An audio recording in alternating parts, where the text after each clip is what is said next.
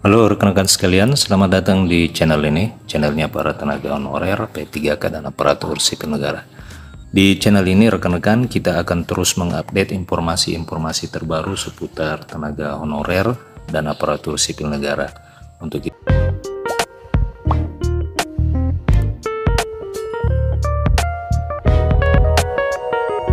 rekan-rekan sekalian, diketahui bersama bahwa pemerintah daerah telah selesai mengusulkan formasi untuk penerimaan P3K dan PNS pada tahun 2023. Bahkan dari usulan tersebut terdapat beberapa daerah yang sama sekali tidak mengusulkan atau bahkan mengusulkan akan tetapi jauh dari target yang telah ditentukan oleh pemerintah pusat. Nah, berkaitan dengan hal itu, Kementerian Pendidikan dan Kebudayaan Riset dan Teknologi telah mengingatkan pemerintah daerah untuk bisa mengusulkan formasi P3K khususnya tenaga guru untuk semaksimal mungkin. Termasuk juga ini terkait kepada usulan formasi honorer tenaga TNS.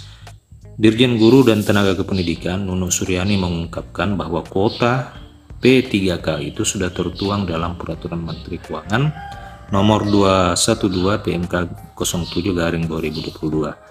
Di Peraturan Menteri Keuangan ini rekan-rekan sekalian memang telah ditetapkan kuota formasi P3K yang bisa diusulkan oleh pemerintah daerah. Akan tetapi kebanyakan pemerintah daerah tidak mematuhi atau tidak mengacu dari Peraturan Menteri Keuangan ini, oleh karena pemerintah daerah tetap juga berlandaskan pada kemampuan keuangan daerah. Peraturan Menteri Keuangan itu mengatur tentang indikator tingkat kinerja daerah dan ketentuan umum bagian dana alokasi umum yang ditentukan penggunaannya di tahun anggaran 2023. Nunuk Suryani mengungkapkan bahwa Pemda sebenarnya cukup mengusulkan formasi P3K 2023 sesuai dengan Peraturan Menteri Keuangan itu. Di Peraturan Menteri Keuangan itu sudah tertuang sangat jelas. Nah, yang menjadi pertanyaan adalah jika memang kuota sudah ditetapkan oleh Kementerian Keuangan, kalau menurut saya tidak perlu lagi ada usulan formasi dari pemerintah daerah. Bagaimana tanggapan rekan-rekan? Apakah setuju dengan tanggapan saya? Artinya jika memang pemerintah pusat sudah menetapkan kuota di Peraturan Menteri Keuangan ini, lalu untuk apa lagi meminta formasi atau usulan formasi dari pemerintah daerah? Sehingga yang terjadi sekarang adalah pemerintah daerah juga tetap tidak mengacu dan tidak berlandaskan kepada Peraturan Menteri Keuangan yang telah menetapkan kuota P3K tersebut. Oleh karena memang sepenuh pembayaran tunjangan dan gaji P3K ini dibebankan kepada pemerintah daerah. Rekan-rekan sekalian, Nunuk menegaskan bahwa PMK 212 ini seharusnya dijadikan rujukan bagi pemerintah daerah ketika mengajukan formasi P3K. Namun kenyataannya jauh dari yang diharapkan. PMK 212 ini hanya sekedar pajangan saja kalau menurut saya, oleh karena mayoritas pemerintah daerah tidak mengacu kepada Peraturan Menteri Keuangan ini.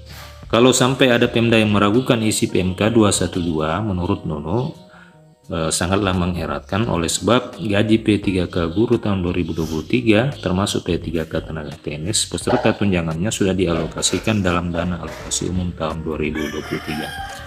Keraguan pemerintah daerah ini diakui oleh Koordinator Wilayah Guru Lulus Passing Grade Pegawai Pemerintah dengan Perjanjian Kerja Kabupaten Lampung Selatan, Fulkan Gafiri. Di Lampung Selatan, pemerintah daerah hanya mengusulkan 120 formasi, padahal di Peraturan Menteri Keuangan 212 itu ditetapkan kuota 727.